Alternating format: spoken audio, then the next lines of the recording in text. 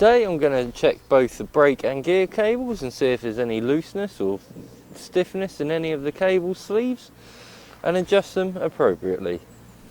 Both rear and front brake sleeves have been checked when I changed the brake pads, which I forgot to mention in my original video. So now I'll go ahead and check the freeness of the gear cables. After a few hundred miles bicycle touring, you may experience your gear cables slackening off a bit from where they've stretched. You can notice this in many ways, but the two most common ways are missing out a rear gear completely and just skipping over a whole gear and going to the hardest gear, or if you go to a lower gear, which is the bigger rear sprockets, then it could just go click, click, click, click, click for a few seconds. But there's many ways to fix this.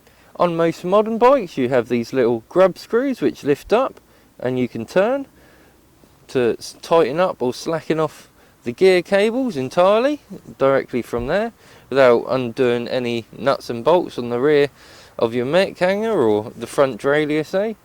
And these are very handy, although I would suggest that you don't tighten them up or loosen them off more than a quarter of a turn at a time, so you can get the adjustment just right. On the rear mech down here, as you can see, there's another one of these screws. This time it's got bubbles or indents in it, so you can't unscrew it smoothly. It just goes one click at a time type thing, and that is very precise while you're out on the road for emergencies. If you're having problems with the chain jumping off the rear sprocket at all, whether it's towards the wheel or towards the frame off the bigger gears, then these two limiter screws down here may need adjusting quarter to a half a turn maximum. This top limiter screw adjusts the smaller gears, which are the big sprockets, and this bottom screw here adjusts the big gears, which are the smaller sprockets. These help so your chain don't slip off either way if you're on a racing bike or anything like that.